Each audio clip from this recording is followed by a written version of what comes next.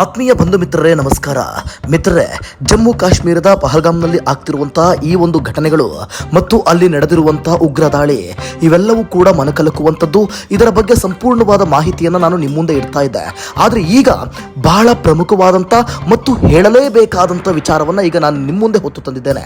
ಇವತ್ತು ಇಡೀ ದೇಶಾದ್ಯಂತ ಈ ಘಟನೆ ನಡೆದಿದ್ದಾಗಿ ಹಿಂದೂ ಮತ್ತು ಮುಸ್ಲಿಂ ಅನ್ನುವಂಥ ವಿಚಾರ ಸಾಕಷ್ಟು ಚರ್ಚೆ ಆಗ್ತಾಲೇ ಇದೆ. ಸೊ ಈ ಒಂದು ಚರ್ಚೆ ಆಗ್ತಿರುವಂಥ ಬೆನ್ನಲ್ಲೇ ಈ ವಿಚಾರವನ್ನು ನಾನು ಪ್ರಸ್ತಾಪ ಮಾಡಲೇಬೇಕಿದೆ. ಅದು ಯಾವ ವಿಚಾರ ಅನ್ನುವಂಥ ಕುತೂಹಲ ನಿಮಗೂ ಕೂಡ ಇರ್ಬೋದು. ಸೊ ಹಾಗಾಗಿ ಈ ವಿಡಿಯೋವನ್ನ ಕೊನೆವರೆಗೂ ಕೂಡ ನೋಡಿ, ಜೊತೆಗೆ ಈ ವಿಡಿಯೋನ ಎಲ್ಲೆಡೆ ಆದಷ್ಟು ಶೇರ್ ಮಾಡಲಿ, ಎಲ್ರಿಗೂ ಕೂಡ ಗೊತ್ತಾಗಲಿ.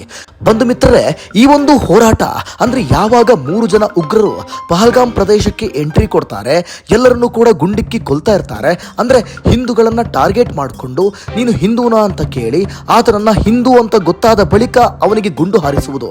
ಒಂದು ವೇಳೆ ಆತ ಹಿಂದೂ ಅಲ್ಲ ಅಥವಾ ಆತ ಸುಳ್ಳು ಹೇಳ್ತಿದ್ದಾನೆ ಅಥವಾ ಒಂದು ವೇಳೆ ಆತ ಏನೋ ನಾಟಕ ಮಾಡ್ತಿದ್ದಾನೆ ಅಂದಾಗ ಆತನ ಪ್ಯಾಂಟ್ ಅನ್ನ ಕಳಚಿ ಆತ ಮುಂಜಿ ಮಾಡಿಸಿಕೊಂಡಿದ್ದಾನ ಅಂತ ಚೆಕ್ ಮಾಡಿ ಆ ನಂತರ ಆತ ಮುಸ್ಲಿಂ ಆಗಿದ್ರೆ ಹಾಗೆ ಬಿಡ್ತಾ ಇದ್ರು, ಹಿಂದೂ ಆಗಿದ್ರೆ ಆತನನ್ನ ಹೊಡೆದಾಕ್ತಾ ಇದ್ರು. ಈ ರೀತಿಯಾದಂಥ ಘಟನೆ ನಡೀತಾ ಇತ್ತು.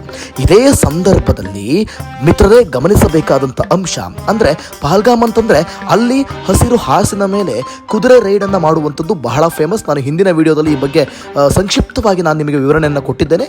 ನೋಡಿಲ್ಲ ಅಂದ್ರೆ ಕೂಡಲೇ ಈಗಲೇ ಹೋಗಿ ಆ ವಿಡಿಯೋನ ನೋಡಿ. ಅಲ್ಲಿ ಕುದುರೆ ರೈಡಿಂಗ್ ಮಾಡುವಂತಹ ಒಬ್ಬ ಮುಸ್ಲಿಂ ಯುವಕ, ಆತನ ಹೆಸರು ಸೈಯದ್ ಆದಿಲ್ ಅಂತ. ಈ ಸೈಯದ್ ಆದಿಲ್ ಏನು ಮಾಡ್ತಾನೆ ಅಂತಂದ್ರೆ ಈತ ನೇರವಾಗಿ ಒಬ್ಬ ಉಗ್ರನ ಕಡೆಗೆ ಓಡಿ ಹೋಗ್ತಾನೆ. ಎಲ್ಲರೂ ಭಯಪಟ್ಟು ಆಚೆ ಕಡೆ ಹೋಗ್ತಾ ಇರುವಂತ ಸಂದರ್ಭದಲ್ಲಿ ಈತನಿಗೂ ಕೂಡ ಎಸ್ಕೇಪ್ ಆಗುವಂತ ಅವಕಾಶ ಇತ್ತು. ಆಮೇಲೆ ಈತ ಮುಸ್ಲಿಂ ಆಗಿರೋದ್ರಿಂದ ಈತನಿಗೆ ಇನ್ನೂ ಕೂಡ ಈಸಿ ಬಚಾವಾಗುವಂಥದ್ದು. ಆತ ಅಲ್ಲಿದ್ರೂ ಕೂಡ ಅವರು ಆತನನ್ನ ಸಾಯಿಸ್ತಾ ಇರಲಿಲ್ಲ. ಆದರೆ ಈ ಮುಸ್ಲಿಂ ಸೈಯದ್ ಆದಿಲ್ ನೇರವಾಗಿ ಉಗ್ರನ ಕಡೆಗೆ ಹೋಗ್ತಾನೆ. ನೇರವಾಗಿ ಉಗ್ರನ ಕಡೆಗೆ ಹೋಗುವಾಗ ಆ ಸಂದರ್ಭದಲ್ಲಿ ಉಗ್ರನ ಜೊತೆ ಒಂದಷ್ಟು ಸಮಯ ಕಾದಾಟವನ್ನ ಮಾಡ್ತಾನೆ. ಉಗ್ರನ ರೈಫಲ್ ಅನ್ನ ಕಿತ್ತುಕೊಳ್ಳಲು ಪ್ರಯತ್ನವನ್ನ ಮಾಡ್ತಾನೆ. ಆದರೆ ಸತತ ಕಾದಾಟದ ನಂತರ ಕೊನೆಗೆ ಆ ಉಗ್ರ ಆ ಮುಸ್ಲಿಮನ್ನೇ ಹೊಡೆದು ಉರುಳಿಸಿ ಬಿಡ್ತಾನೆ. ಸೊ ಅಲ್ಲಿಗೆ ಈ ಸೈಯದ್ ಆದಿಲ್ ಪ್ರಾಣವನ್ನ ಬಿಡ್ತಾನೆ. ಮಿತ್ರರೇ, ನಿಜಕ್ಕೂ ಕೂಡ ಈ ವಿಚಾರವನ್ನು ನಾನು ಯಾಕೆ ಪ್ರಸ್ತಾಪ ಮಾಡ್ತಿದ್ದೇನೆ ಅಂತಂದ್ರೆ ಇವತ್ತು ಹಿಂದೂ ಮುಸ್ಲಿಂ ಅನ್ನುವಂಥ ವಿಚಾರ ಬಹಳ ಯಥೇಚ್ಛವಾಗಿ ಚರ್ಚೆ ಆಗ್ತಾ ಇದೆ. ನಮ್ಮಲ್ಲೂ ಕೂಡ ಅಂದ್ರೆ ಎಂಥ ಒಳ್ಳೆಯ ಮುಸ್ಲಿಮರು ಕೂಡ ಇದ್ದಾರೆ, ಅಂದ್ರೆ ದೇಶಕ್ಕೋಸ್ಕರ ಹೋರಾಡುವವರು ಇದ್ದಾರೆ.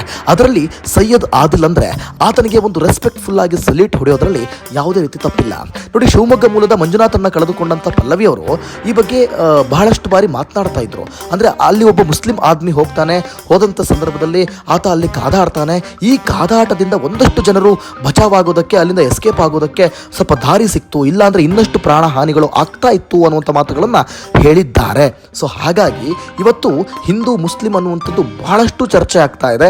ಸೊ ಇಲ್ಲಿ ಕೂಡ ಧರ್ಮವನ್ನು ಎಳೆದು ತಂದಿರೋದು. ಇಲ್ಲಿ ಉಗ್ರಗಾಮಿಗಳಿಗೆ ಯಾವುದೇ ಧರ್ಮದ ಮನಸ್ಥಿತಿ ಇಲ್ಲ ಅಥವಾ ಮತ್ತೊಂದು ಮಗದೊಂದು ಇಲ್ಲ, ಅವರಿಗೆ ಕೊಲ್ಲಬೇಕಷ್ಟೇ. ಇಲ್ಲಿ ಉಗ್ರಗಾಮಿಗಳಿಗೆ ಮಾತ್ರ ಹಿಂದೂ ಅನ್ನುವಂಥ ವಿಚಾರವಾಗಿ ವಿರೋಧ ಇರಬಹುದು, ಆದರೆ ದೇಶದೊಳಗಿರುವ ಎಲ್ಲಾ ಮುಸ್ಲಿಮರು ಹೀಗೆ ಅಂತ ಕೂಡ ನಾವು ಹೇಳಲಿಕ್ಕೆ ಆಗೋದಿಲ್ಲ. ನೋಡಿ, ಈಗ ಸೈಯದ್ ಆದಿಲನ್ನ ತೆಗೆದುಕೊಂಡ್ರೆ ಈತ ಜನರಿಗೋಸ್ಕರ, ಅಲ್ಲಿರೋರಿಗೋಸ್ಕರ ಪ್ರಾಣ ಒತ್ತ ಇಟ್ಟಿದ್ದಾರೆ. ಮತ್ತು ಈತನ ಕುಟುಂಬದ ಬ್ಯಾಕ್ಗ್ರೌಂಡ್ ಅನ್ನು ಸ್ವಲ್ಪ ನಾವು ನೋಡ್ತಾ ಹೋಗೋದಾದ್ರೆ ಈತ ಹಾರ್ಸ್ ರೈಡಿಂಗ್ ಅಂದ್ರೆ ಹಾರ್ಸ್ ರೈಡಿಂಗ್ ಅನ್ನ ಮಾಡ್ತಾ ಇದ್ದ. ಈ ಸಂದರ್ಭದಲ್ಲಿ ಪ್ರವಾಸಿಗರಿಗೆ ಆತ ಸಹಾಯ ಮಾಡ್ತಾ ಇದ್ದ. ಆ ಮಣ್ಣಿನ ರಸ್ತೆಯಲ್ಲಿ ಏನು ಕುದುರೆ ಏರಿ ಹೋಗಬೇಕು, ಈ ಕುದುರೆಯನ್ನ ಮುನ್ನಡೆಸುವಂತ ಕೆಲಸ ಮಾಡ್ತಾ ಇದ್ದ.